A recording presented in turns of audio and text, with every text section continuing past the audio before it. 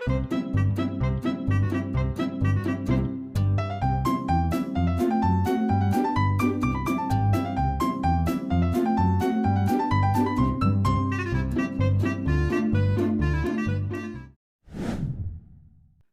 Pet lovers. ఈరోజు కొంచెం ఫ్రీగా ఉండి టైం దొరికిందని అలా కాసేపు టీవీ చూస్తే రిలాక్స్ అవుదాం అనుకున్నా. సడన్గా పాన్ చూసా, చాలా డర్టీగా కనిపించింది.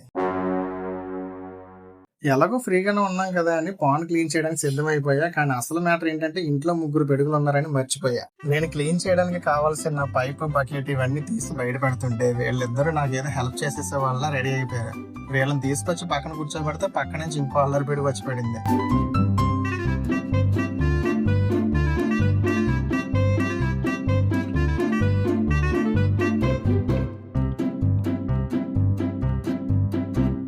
ఇక మా బాబు బుద్ధిమంతుడిలా టీవీ చూస్తున్నాడు కదా అని నేను స్టార్ట్ చేశా. వీళ్ళిద్దరూ నేను ఏం చేస్తున్నా అదే పనిగా నన్ను చూస్తున్నారు. సో అలా బకెట్ తెచ్చి ఫిషెస్ తీస్తున్నప్పుడు మొదలైంది అసలైన తలనొప్పి.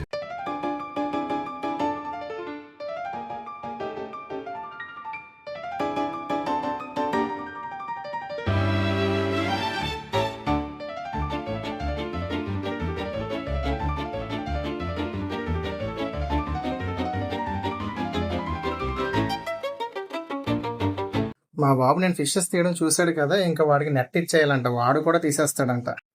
అలా మొత్తం అన్ని తీసేసాను. ఒక పక్కన వీడిని ఆపలేక ఇబ్బంది పడుతుంటే వీళ్ళిద్దరూ పక్కన ఏదో ప్లాన్ చేస్తున్నట్టు కనిపిస్తున్నారు. ఇక పాండ్ క్లీన్ చేయడానికి స్క్రబ్ తీసుకొద్దామని అలా పక్కకు వెళ్ళా. తిరిగి వచ్చే గ్యాప్ లో మన వాళ్ళిద్దరు ఈ ఫిషెస్ ని బయటికి తీసి ఎలా తినేద్దామా అని ప్లాన్ చేస్తున్నారు. సరిగ్గా నేను వచ్చి చూసేసరికి మన షించాన్ గడు ఆల్మోస్ట్ బకెట్ పడేసినంత పని చేశాడు.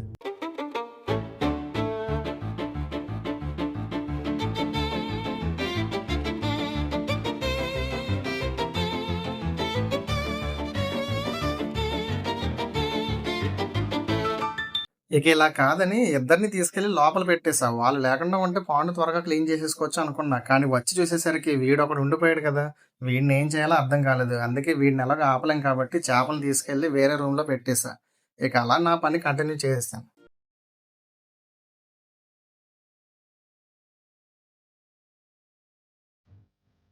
పాండ్ క్లీన్ చేయడం అయితే అయిపోయింది. ఇప్పుడు పాండ్ లో ఉండే స్టోన్స్ ని, మిగతా పార్ట్స్ ని కూడా క్లీన్ చేసేసి సెట్ చేసేసా.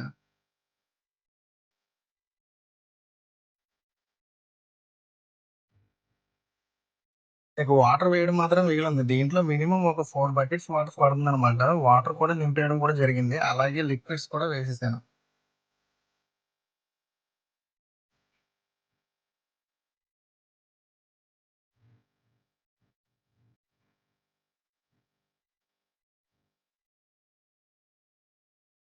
టోటల్‌గా క్లీన్ అయిపోయాక ఫిషెస్ వేసే టైంలో రూమ్‌లో ఉన్న మన పొట్టోళ్ళిద్దరూ వాళ్ళ టాలెంట్ యూజ్ చేసి బయటకి వచ్చేసారనమాట.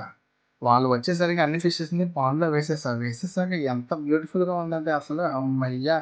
ఇక రెస్ట్ తీసుకోవచ్చు ఇప్పుడు అనేసరికి మనోళ్ళిద్దరికీ కోపం వచ్చినట్లుంది. అంతే.